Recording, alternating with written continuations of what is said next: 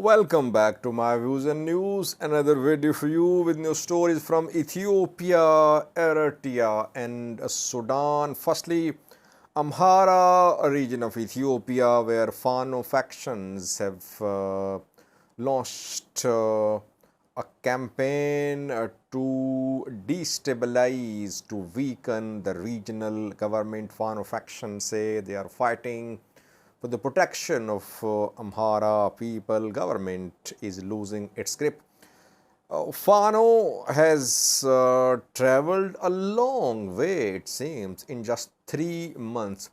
Public discussions are being held now between Fano fighters and people. No one stopping or no one able to stop Fano fighters in broad daylight. They are holding discussions with people armed, no one there to stop them.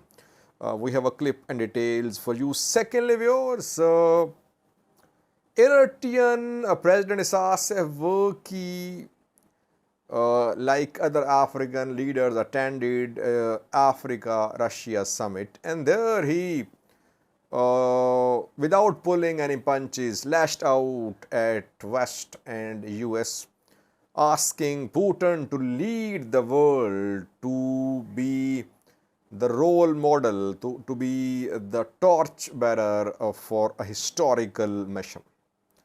But not all African leaders at the summit agreed with Isaias Afwerki. An African leader, president of a country, criticized Eritrea at the summit. Who is this leader? Who is this president? Why did he criticize? Isaias Afwerki? We have a clip for you. Thirdly, Sudan, viewers, where we know that Hemedti Dagalo appeared yesterday. He addressed his fighters. Video has been geolocated. So, from where did he deliver a speech? Details for you. And secondly, Sudanese military wants Juba peace agreement signatories to support the military. Juba peace deal signatories are refusing to intervene, and that is why perhaps rapid support forces are expanding their territories under their control in Darfur. There is definitely now friction visible between Sudanese military and Juba peace signatories. Firstly, viewers, one clarification. People say, Sajid, you are focusing too much on the Amhara region these days. You are neglecting major developments happening in other parts of Ethiopia. My views on news is not just about one region, it's about Ethiopia, it's about region, it's about Horn of Africa. Well, I cover those regional issues which have national consequences. Regional means regional states issues. Those internal regional states issues which are of national significance and sometimes of significance across the border too. We covered war because Tigray war was not just about Tigray region. It was about entire Ethiopia. It was about the region. What is happening in Amhara is not just a conflict in a few villages or cities of the Amhara region. No, my understanding is that this insurgency in Amhara is going to have serious consequences, or it is going to impact Ethiopia as a whole. All regions will be affected, I believe. That is why I cover it more. And in Amhara, Ethiopian National Defense Force is involved. Amhara shares border with Tigray. There are bilateral issues too, bilateral with Oromia too. So it's not just an isolated conflict in one part of Ethiopia. Secondly, I don't think there is any major development which happened in any region of Ethiopia which I missed. I tried to cover all major developments in other parts of Ethiopia too, but if I am missing important developments which are of national level, you can correct me, you can update me, you can stay in touch with me, you can help me improve. My email, people ask sometimes about my email address. I write my email address in each and every video's description section. Sajid, S-A-J-I-D, Sajid 672000 @ gmail.com. This Gmail is written in each and every video's description section. Now, again, Amhara region where Fano has traveled a long way, I believe, in just 3 to 4 months. Last year, Fano fighters were on the run, their trainers were being arrested, their commanders were in hiding, and Ethiopian National Defense Force, Amhara Special Force, Ethiopian Intelligence Agency, they were hunting down Fano fighters. Hundreds, rather thousands were arrested, put in prisons, and Fano factions were almost disbanded. Only East Amhara Fano was allowed to remain intact because this faction was used in the third round of fighting against Tigray fighters. Then Ethiopian government decided to disband Amhara Special Force. That led to the resurgence of Fano organization. Amhara Special Force members joined Fano factions, ENDF members too, and now things have changed. Fano factions are openly conducting recruitment and training. We have seen videos from Diga Remote, from Volkai too, but in Diga Remote, which is in Gujam, Volkai is different. In Diga Remote, there was fighting a few days ago between security forces and Fano fighters, but they graduated their first batch of recruits a few days ago, and now recruitment is underway for second batch of Fano fighters. Fano fighters, different factions being formed, new brigades being established, and now these brigades are able to storm cities. They are able to free their comrades. They are able to attack prisons, police stations. They are able to assassinate those government officials, those police officials who are part of operations against Fano factions. Just 2 days ago, they entered Gashina. Fano factions entered Gashina. They took control of Gashina. In Gashina, 2 meetings were held. First meeting was between Fano fighters and locals of the area. Fano fighters gathered them in the town and addressed them, saying that Fano fighters were fighting for entire Amhara people. People should support Fano factions. They should stand with Fano. Secondly, Fano fighters addressed police militia members. No one tried to stop Fano fighters when they entered Gashina. And Fano fighters told them that they were safe, that Fano would not take action against any government official, but that they should not support government's operations. Everything was peaceful. No bullet was fired, and Gashina, entire Gashina under Fano control. Then they were seen in Makkat last night, and in Garagara, which is in Makkat, again they addressed people. In Garagara, in Makkat is a Wareda. In Makkat there is Debre, Zabit, Garagara, etc. In Garagara, they gathered people and they addressed them. Hundreds of youths were seen listening to Fano fighters' speeches, who again told them that they were fighting. Fano was fighting for the protection of Amhara people. People chanted slogans there. No one was there to stop them. No militia, no police. By the way, militia, police, they have almost resigned. They're not going to be part of operations against Fano on their own. Wherever they are part of operations, I think they are working in collaboration with Ethiopian National Defense Force. Alone, they are not conducting operations against Fano fighters. That seems to be the case in different parts of the Amhara region.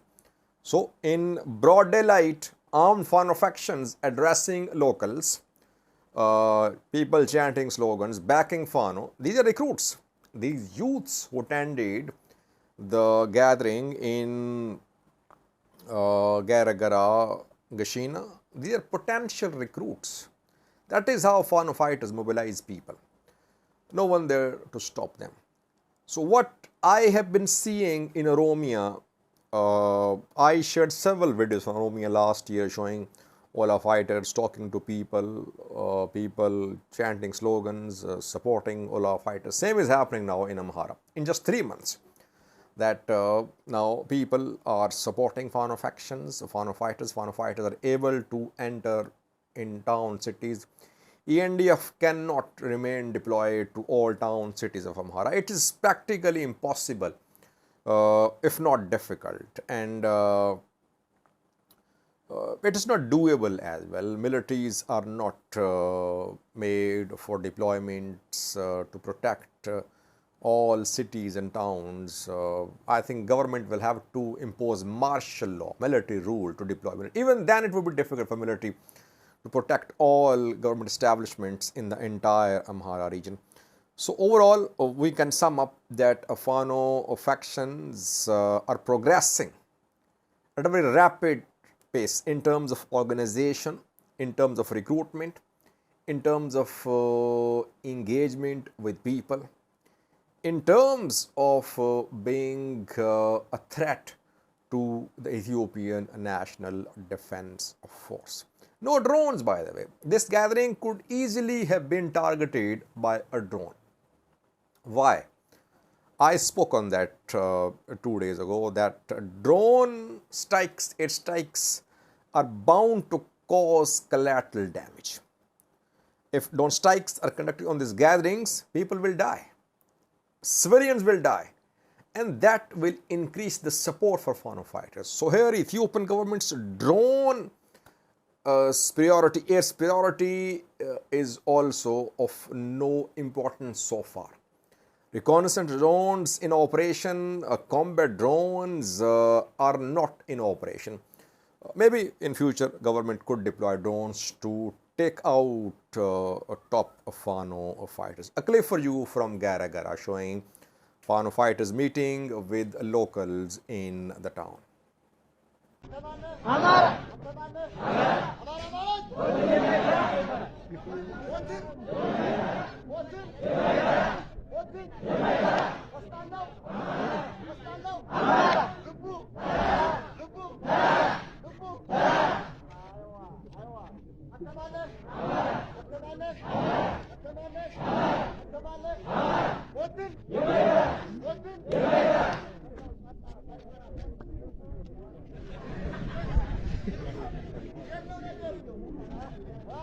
Secondly, viewers, an African country's president criticized Eritrea at Russia-Africa summit on Thursday and Friday. A two-day Russia-Africa summit was held in St. Petersburg.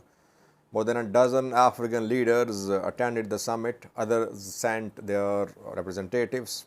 Yoweri Museveni from Uganda, PM Abiy from Ethiopia, from Senegal, Macky Sall from Eritrea, Isaias Afwerki and several other African leaders were there in St. Petersburg. Isaias Afwerki is the only African leader who lashed out at West and US. He instigated Putin, I would say, to lead the world. He said, I am not flattering you. You must take this role as the leader on a historical mission. You are fighting not for Russia and Ukraine, but for entire world. Let's strategize, make a strategy, make a plan about how to counter the hegemonic, allegedly hegemonic designs of global powers. So while Isaias Afwerki lectured Putin, lectured other African leaders saying that all should join hands to work towards the formation of an alternative global order. Some African leaders obviously disagreed with him, especially Macky Sall. Macky Sall is Senegalese president who spoke at Russia-Africa summit, and he named Eritrea. He opposed the idea of an alternative world order. He said engagement is the solution. Solution is that Africa should engage with the rest of the world. It should hold dialogue with the rest of the world. Boycott is not a solution. Alternative mechanisms, platforms, establishment is not a solution. And then he named Eritrea. He said there are some countries which are hindering our efforts to have working relationship and good ties with other institutions. Obviously, he was referring to Africa, West Africa, US ties. Macky Sall served as Africa Union chairperson, I think, in 2021, I think he served as Africa Union chairperson. So he's not happy with Isas Afwerki's speech at Russia, Africa. So take a listen to what he said. Reform. We are demanding a reform of the global governance system, and today it is these institutions that dictate the rules of the game, and unless we change the rules, we won't achieve anything. This is why it is very important to continue working on the principles of solidarity, to continue working throughout the continent, because the challenges are very important and relevant. We have certain small countries like Eritrea or other states that sometimes hinder our work. This is why we shall continue working with everyone to overcome. Lastly, viewers, yesterday, Sudanese Rapid Support Forces head Hamdan Dagalo delivered a speech. He was seen in public after quite some time. Last time he was seen in public, it was in April, at the end of April. And then reportedly he was injured in a clash. Now he has recovered. Yesterday he was seen with his fighters. He addressed his fighters.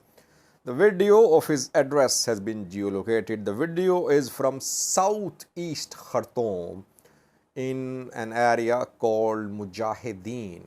So he is there on Khartoum front. An expert has geolocated the video and several others have confirmed the geolocation. Hamdan Dagalo's brother Abdurrahim Dagalo was also on Khartoum front, but now he's in Darfur reportedly. More than 2 weeks ago, he was seen in Chad. He was sent from this front to Darfur, where large territories have come under RSF control. He went to Chad. There he held some meetings with Sudanese officials who were in Chad and with Chadian government officials too. So Abdurrahim Dagalo, Hamdan Dagalo's elder brother, is in Darfur. But Hamdan Dagalo is still on front lines, you can say. Khartoum is front line. Southeast Khartoum, Mujahideen, Jabrai, it's a front line. And Hamdan Dagalo is still leading his troops from the front. Where is the Sudanese military chief, Al-Burhan? Military chief is reportedly in siege, under siege. Sudanese General Command Headquarters is under siege and reportedly top military officers are there. Meanwhile, tensions rising between Sudanese military and Sudanese military factions which signed Juba peace deal years ago. Juba peace deal signatories are not supporting Sudanese military. Most of them are based in Darfur, like Mini Minawi and others. They are neutral in this war. Their neutrality was exploited by RSF. RSF took advantage of Juba peace signatories' neutrality and RSF just swept across Darfur. Yasser Al-Atta is a top Sudanese general. He criticized Juba peace signatories for their neutrality. And after that, we saw an angry statement from the other side criticizing Yasser Al-Atta The peace deal signatories say they don't want to be part of this war. They want to be neutral. The Sudanese military under pressure, it wants support, internal support from some party, but it seems that other parties know that rapid support forces is on the offensive. Rapid support forces on the offensive. They have leverage, momentum on the ground, and if military collapses, so those factions which are supporting military now, then they'll be targeted by rapid support forces. That is why Minawi and others, they don't want to be part of this war. But they're distancing themselves from the war between rapid support forces and Sudanese military was helpful for rapid support forces in taking large territories of Darfur. That is why Sudanese military is not happy. Very visible frictions between Sudanese military and Juba peace deal signatories. Thank you for watching.